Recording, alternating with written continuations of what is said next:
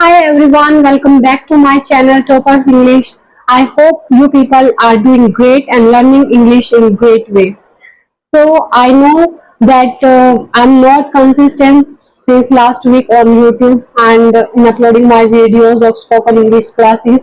So I'm really sorry for that because I was not feeling well since last week. So today I thought I should make a video.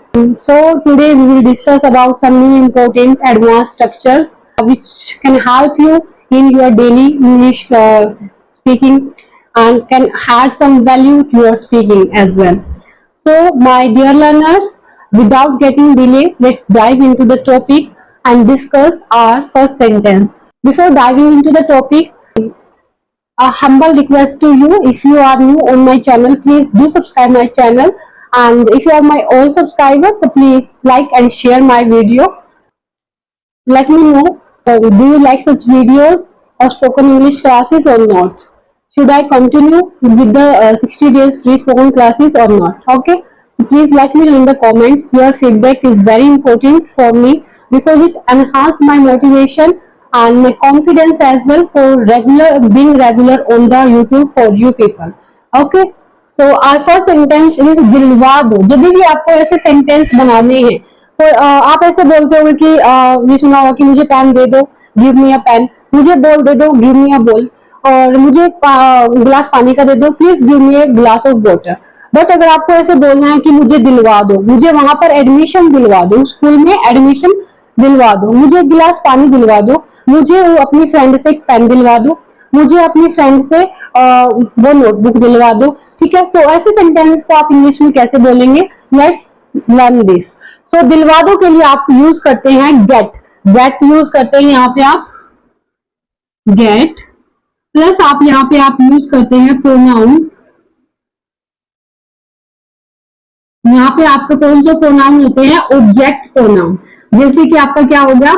It, him, और आपका क्या हो गया? हर, them, ये वाले hours, और आपके theirs, ये आपके सारे क्या है? These are your object pronouns. एंड इसके बाद आपका जो भी रिमेनिंग ऑब्जेक्ट होता है सेंटेंस का, वो आपका यहाँ पर आ जाएगा. Remaining object will come here. For example, मुझे एक पेन दिलवा दो, please get me a pen. मुझे वो बॉल दिलवा दो, please get me that ball. Please अपनी फ्रेंड से मुझे एक नोटबुक दिलवा दो, please get me a notebook from your friend. Please मुझे इस स्कूल में एडमिशन दिलवा दो, प्लीज मुझे स्कूल में एडमिशन दिलवा दो, please get me admission in this school. So इस टाइप से आप ये सेंटेंसेस बना सकते हैं. आई होप आपको क्लियर हो गया होगा. So let's move on the new topic, on the new advance structure. This is a idiom by हाथ का खेल. इसके लिए आप यूज करते हैं, इडियम है आपकी piece of cake, P I, this is the piece of cake. Okay, for example इसका मतलब क्या होता है कि बाएं हाथ का खेल है. जैसे कि मैं बोलती हूँ चाय बनाना मेरे बाएं हाथ का खेल है. मेकिंग या प्रिपेयरिंग यूज होता है चाय बनाने के लिए. प्रिपेयरिंग टी और coffee is a piece of cake for me. English बोलना मेरे लिए बाएं हाथ का खेल है. Speaking English is a piece of cake for me. Badminton खेलना मेरे लिए बाएं हाथ का खेल है. Playing badminton is a piece of cake for me. जैसे कि मैंने बोला कि बैडमिंटन खेलना मेरे लिए बाएं हाथ का खेल है. इसको आप ऐसे भी बना सकते हैं, it's a piece of cake for me. To लगा के आप जो भी आपका ऑब्जेक्ट है, टू प्ले बैडमिंटन. ठीक है, it's a piece of cake for me to speak English fluently. आप इस टाइप से बना सकते हैं. जो दोनों में से जो भी आपकी इच्छा, आप वैसे बना सकते हैं. ओके, और जैसे आप बोल सकते हैं कि खाना बनाना मेरे बाएं हाथ का खेल है. Cooking food is a piece of cake for me. ठीक है, चलते हैं नेक्स्ट सेंटेंस पे.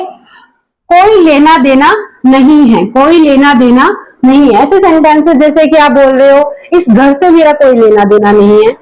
इस एक्सपेंसिस से कोई मेरा लेना देना, इस एक्सपेंडिचर से मेरा कोई लेना देना नहीं है. उस पर्सन से मेरा कोई लेना देना नहीं है. उनका हमारे घर से कोई लेना देना नहीं है. हमारा उन लोगों से कोई लेना देना नहीं है. ठीक है, मेरा इस मैटर से कोई लेना देना नहीं है. मेरा तुमसे कोई लेना देना नहीं है. ठीक है, तो ऐसे सेंटेंस को इंग्लिश में आप कैसे बोलोगे? I have nothing to do. Nothing to do, nothing do. Okay, for example मैंने बोला मेरा तुमसे कोई लेना देना नहीं है, I have nothing to do with you. मेरा इस घर से कोई लेना देना नहीं है, I have nothing to do with this home या हाउस, जो भी आप बोलना चाहते हैं। मेरा उस घर से कोई लेना देना नहीं है, I have nothing to do with that home. उनका हमारे घर से कोई लेना देना नहीं है, they have nothing to do with our home. मेरा इस मैटर से कोई लेना देना नहीं है, I have nothing to do with this matter. और आप बोल सकते हो इस खर्चे से मेरा कोई लेना देना नहीं है, I have nothing to do with this expensive. और मेरा उस जगह से कोई लेना देना नहीं है, I have nothing to do with that place. ठीक है, तो आप ऐसे इन सेंटेंस को बना सकते हैं कि किसी से कोई लेना देना नहीं है, तो आप उसको इंग्लिश में कैसे बोलेंगे, नथिंग टू डू के साथ अपना सेंटेंस बना लेंगे। यह तरीका नहीं है, जैसे कि आपने सुना होगा कि बड़ों से ऐसे बात करने का तरीका, ये तरीका नहीं है। बड़ों से बात करने का ये तरीका नहीं है, खाना खाने का ये तरीका नहीं है, पढ़ने का तरीका ये नहीं है, सोने का ये तरीका नहीं है। और आप बोल सकते हैं कि किसी से बात करने का ये तरीका नहीं है। तो ऐसे जब भी आप बात कर रहे हैं कि किसी चीज का ये तरीका नहीं है, तो आप उसको इंग्लिश में कैसे बोलो, आप ऐसे बोल सकते हो जैसे कि बैग पैक करने का ये तरीका नहीं है। और ठीक है, आप यही सब कोई तो ये तरीका नहीं है, ऐसे सेंटेंस को इंग्लिश में कैसे बनाएंगे। इसके लिए होता है this is not the way, this is not the way, this is not the वे। चलो बनाते हैं फर्स्ट सेंटेंस।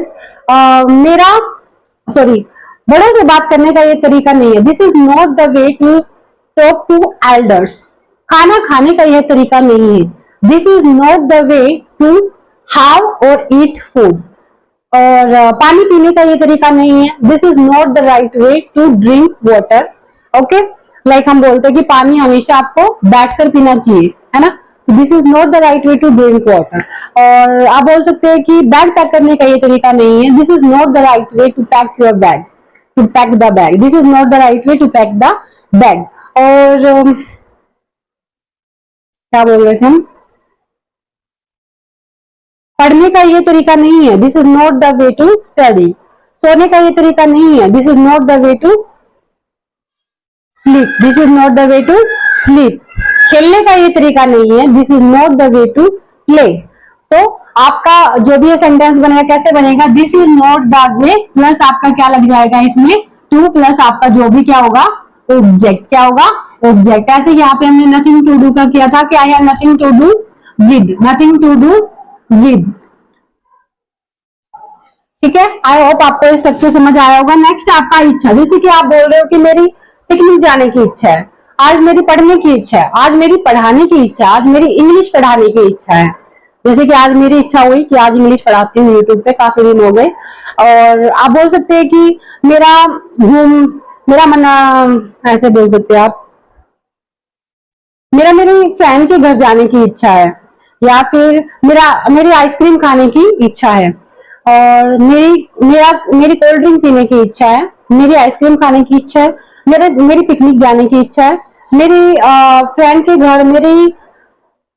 घर जाने की इच्छा है। तो ऐसे सेंटेंसेस के लिए आप बोलते हैं विलिंग टू, विलिंग टू।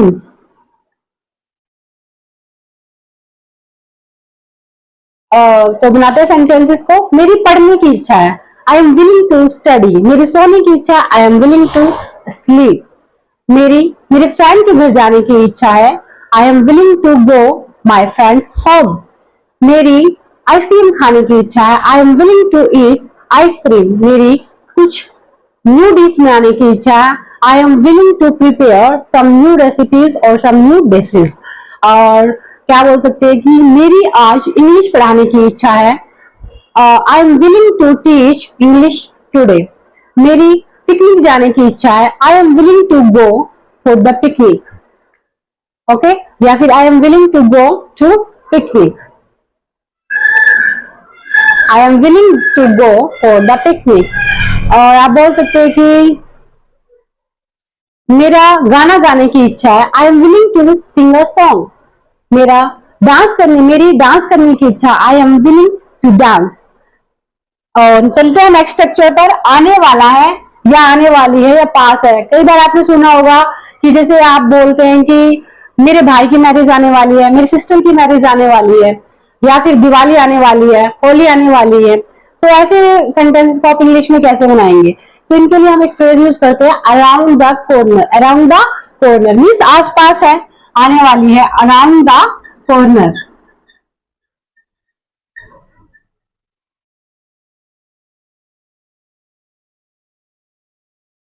तो एग्जाम्पल मैंने बोला मेरे भाई की मैरिज आने वाली है, so my brother's wedding is around the corner. मेरी सिस्टर की मैरिज आने वाली है, my sister's wedding is around the corner. Diwali आने वाली है, Diwali is around the corner. Holi आने वाली है या होली आसपास है, Holi is around the corner. तो ऐसे सेंटेंसेस के लिए हम यूज करते हैं अराउंड द कॉर्नर। जैसे कि आप बोल सकते हो कि केमिस्ट की शॉप आसपास है, chemist shop is around the corner. या फिर एक एग्जांपल है कि कमांडर ने कंप्लेन की कि पीस आसपास ही है, पीस अराउंड द कॉर्नर है। Commander complain that the peace is around the corner. ठीक है, सो ऐसे ही सेंटेंसेस को आप यूज करिए डेली लाइफ में, और आप देखेंगे कि काफी इंप्रूवमेंट होगा आपकी इंग्लिश स्पीकिंग में। सो मिलते हैं किसी ऐसी नेक्स्ट वीडियो में। Till then bye bye, keep learning English, and जय हिंद, जय भारत। Thank you.